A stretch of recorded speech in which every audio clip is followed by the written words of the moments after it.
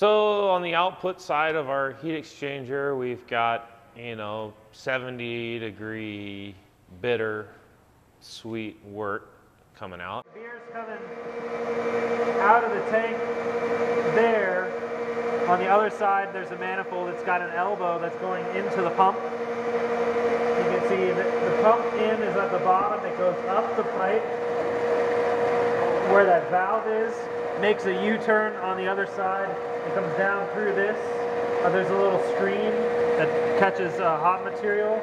Goes through this pipe behind my leg here and into the heat exchanger.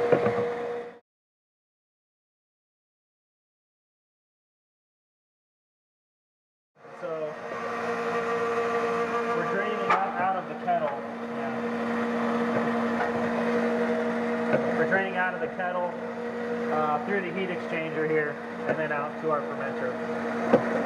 Then we add oxygen to it with this, it's called an oxygen stone or a diffusion stone.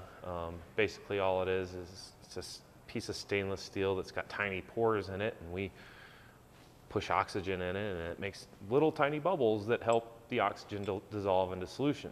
As the more surface area we expose to the wort, the better it'll dissolve. So that clear hose is oxygen, and there's a little oxygen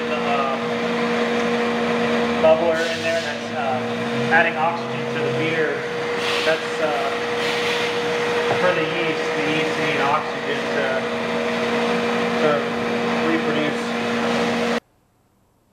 So it comes through a hose, post heat exchanger, and goes into one of these tanks. These are called fermenters or unitanks, or homebrewers would call them their primary fermenter, or a cylindro-conical fermenter.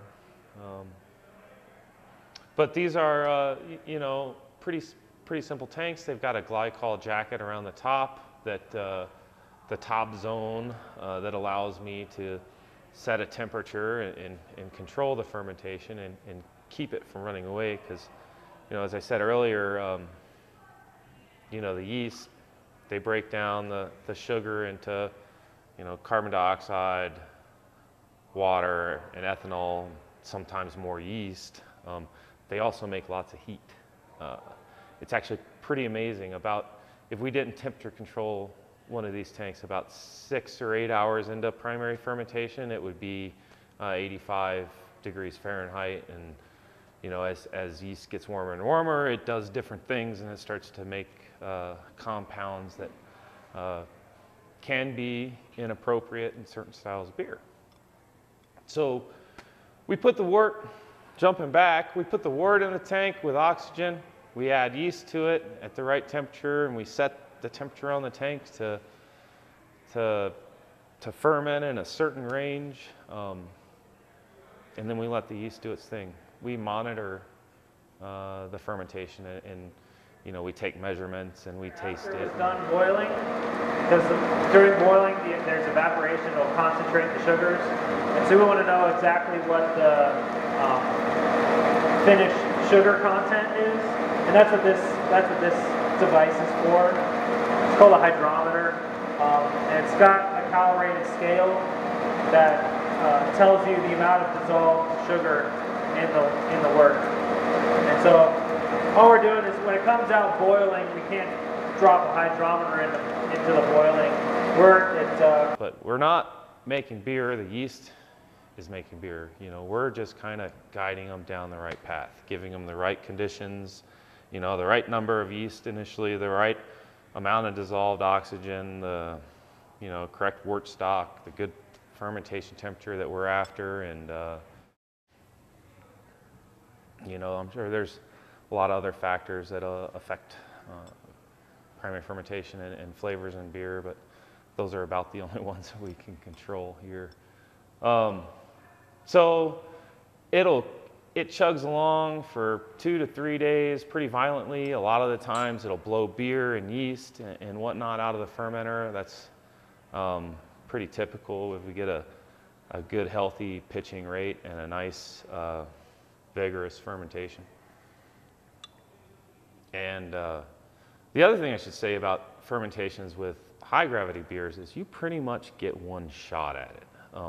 Because once that fermentation's happened, the pH drops in the beer and there's alcohol in solution. And both of these things, you know, are not good for life. You know, it's the fermentation process preserves the beer basically. So once that fermentation stops, it's hard to get it going again. So it's really important to get enough yeast that are healthy, viable, active, and whatnot. And that's primary fermentation. Once the yeast have eaten up all the sugar or they've gotten shut down for some other reason, whether it's temperature or who knows what, they start to fall out of solution. And we'll start dumping them out of the bottom of these tanks. We don't want the yeast to sit in there for too long because it can get kind of, I don't know, it starts to taste rubbery. It's called yeast autolysis, or the yeast just start to break down, autolysis. So primary fermentation is done. The sugar is mostly gone, like maybe anywhere from 60 to 95% of the sugar has been consumed by the yeast, and we're left with a partially carbonated, very cloudy version of beer, young beer. We call it green beer. At that point, we'll crash the fermenter, turn the temperature down, and add some CO2 to the top, and it helps the yeast fall out. And we also use some fining agents that help the yeast kind of stick together and fall out. We blow them out of the bottom valve, the dump valve, and then we transfer into our cellar. And that's where conditioning and packaging occurs.